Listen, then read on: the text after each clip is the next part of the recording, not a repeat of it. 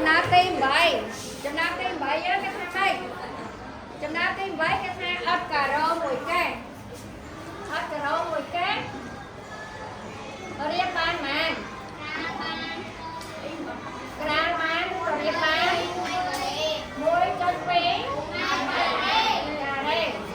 ហើយគេប្រាប់ថាម៉េចគេប្រាប់ថាបើសិនជាបន្ទប់មួយមានក្រាលផ្ទៃម៉ាន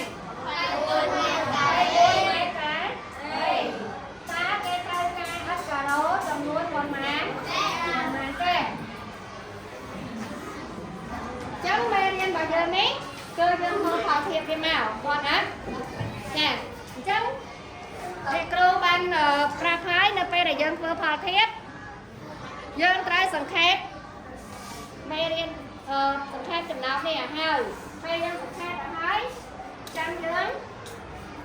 រកហើយសំណួរទី1គេសួររកអី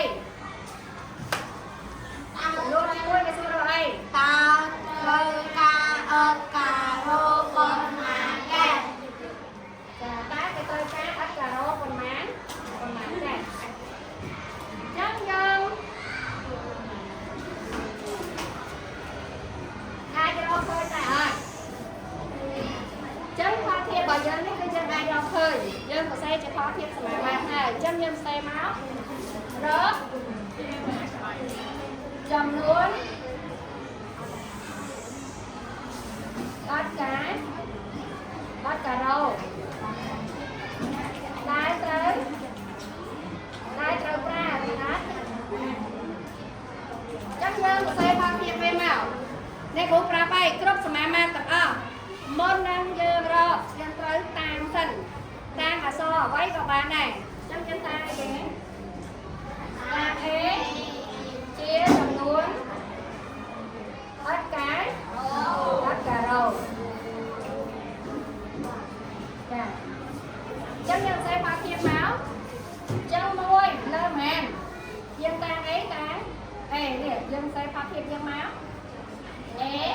ស្មើមែន 1.2 ម៉ែត្រការ៉េលើ24ម៉ែត្រការ៉េព្រោះថ្ងៃយើងធ្វើការគុណផ្នែក1គុណនឹង24ម៉ែត្រមែន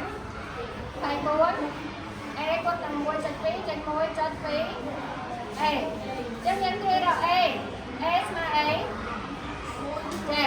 24លើ 1.2 ចឹងយើងចែកមក24ចែកនឹង 1.2 នេះជាចំនួនគាត់ចែកចំនួនទៅនេះអញ្ចឹង 1.2 នេះអញ្ចឹងដើម្បីចែកយើងត្រូវគុណបំបត្តិចំនួនទៅសុភាអញ្ចឹងគុណបំបត្តិចំនួនទៅសុភាថ្មីអញ្ចឹងខាងក្រៅចុចមួយតុងតើចំនួនទៅសុភាភាគអីភាគ10អញ្ចឹងដើម្បីបំបត្តិចំនួនទៅសុភាភាគ10ត្រូវគុណនឹង10អានេះគុណនឹង10ទៅគឺ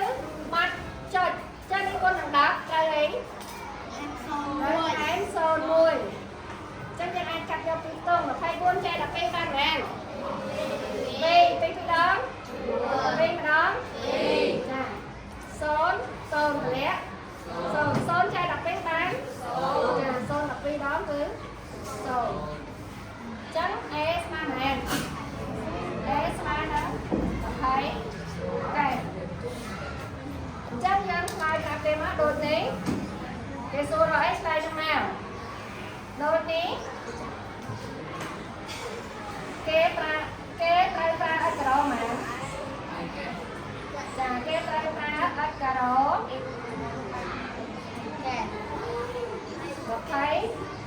ចា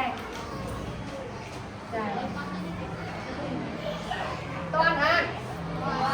ចាចឹងដូចនេះគ្រូបញ្ជាក់ទៀតចំណោទណាក៏ដោយយើងត្រូវសិក្សាពីសង្ខេបចំណោទឲ្យបានហើយមេរៀនសមាមាត្ររបស់យើងនេះគឺសំខាន់បំផុតគឺយើងត្រូវសង្ខេបវាដើម្បីយើងទាញសរសេរជាផលធៀបសមាមាត្រឲ្យបានអញ្ចឹងនៅពេលដែលយើងសរសេរបើកេះនៅជាមួយកេះបើຂ្នាតវាដល់ម៉ែត្រការ៉េឲ្យនៅជាមួយម៉ែត្រការ៉េនេះអញ្ចឹងវាមានវិធីទៀតប៉ុន្តែអ្វីដែលងាយស្រួលបំផុតវិធីបានឯគ្រូនេះប្រាប់ងាយធ្វើបានងាយស្បានអត់ចា